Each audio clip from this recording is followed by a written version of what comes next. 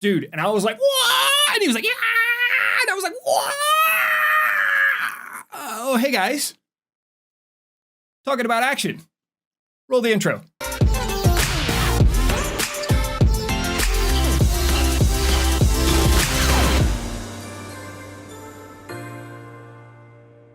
If you haven't had a chance to do so, hit the subscribe button. And if you're already subscribed, make sure you tick that bell notification. And while you're at it, why don't you karate chop or kung fu punch or throw a book at the like button. Whatever you want to do, just don't break your screen. The screens are important. Yeah. Action has become so commonplace in our stories that it pops up in some of the genres that it doesn't even belong in. It's in every genre. It permeates everything. Whether it's some guy running down the hall trying to get away from a monster in a horror, whether it's Detective Bentley pulling out his gun and smoking the guy in the noir detective thing you're writing, whether it's the Latin lover with no shirt and a 12-pack on his stomach that swings in and knocks out the bad guy and saves the girl, and then we'll save that. But action is everywhere. It's in all facets of writing. So how do you write action? Well, that's kind of a tricky subject. So it really depends on how important that action is. If I was writing, say, the final scene from the Matrix movie, there's no spoilers because you've all seen it. If you haven't seen it, get the hell off my channel. But the final scene from the Matrix movie where Neo is like one hand just like blocking, pop, pop, pop, pop, pop, pop, pop, pop, pop, pop, pop. That is a situation to where the specific actions are important. But if we're writing for earlier in the scene to where he's just kung fuing it up with Lawrence Fishburne, then, or Morpheus for those of you who don't know, then those scenes, you don't need exact descriptions of the movement. So look at your scene and try to understand how important the action itself is to driving the storyline forward. So I write a shit ton of action. I mean, I got gods fighting, I got angels fighting, I got demons fighting, I got people, I got everybody fights in my books.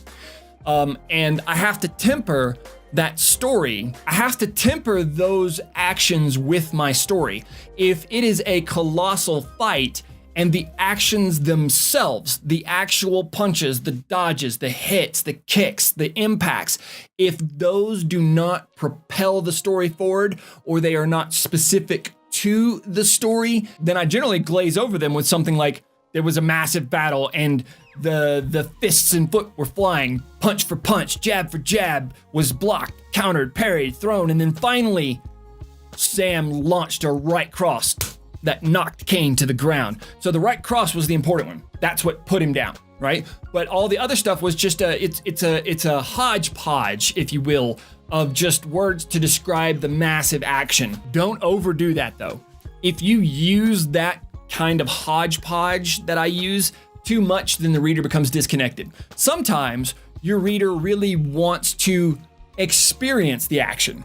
So what do? Well, you can describe it from the physical movements, you can describe it from the emotional state of the fight, or you can mix them together.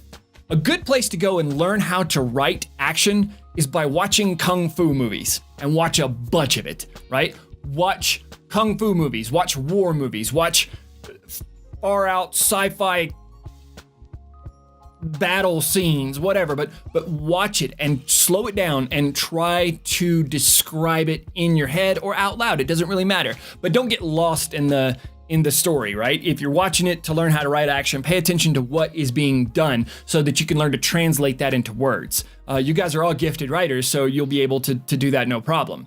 Another thing you can do is watch war movies, like World War II movies, World War I movies, some of these crazy, watch Die Hard. Watch Die Hard, and then try to describe some of those scenes, right?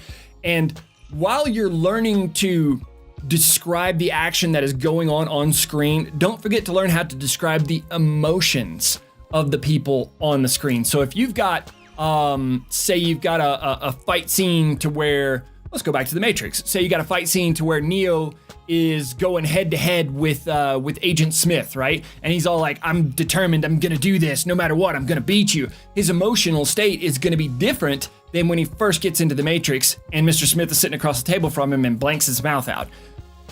There's the growth there that comes from that action, but writing that action and writing that emotion is important. You gotta have to marry the two. So remember, if your action is not important to driving the story forward, kind of glaze it, right? So like put it in a package and give the reader the package instead of the individual things inside of the package.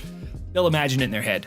But if the action itself is important to driving the story forward, as in this particular right hook was what put him on the ground, and that is an important action that will propel your plot forward, make sure you describe that. Watch movies. Watch how they do the action, watch how they execute the action, and watch how the director calls your attention to certain parts of action. Try to speak those aloud. Don't forget to put emotion in your action, because a fight, violence is a very emotional process. If you've never been in a fight, or you've never seen anybody be in a fight, being emotional is just really part of it. You can't get away from it, okay? So action is not just action by itself. There's a lot of emotion involved in that as well. Since you're already on this channel, I wanted to let you know about a brand new series that I'm releasing. It's called The Power of Sound. The Power of Sound is going to teach you how to create an audiobook from your book, short story, or novel. You can find one of the links somewhere around here. I'm not exactly for sure. And I'm also releasing 12 Blackened Pedals in video format here on this channel. It's a great audiobook. It's one of my first books, but the series is phenomenal. You should go and read it, go and listen to it. Yeah, I think that's it. I will catch you next time.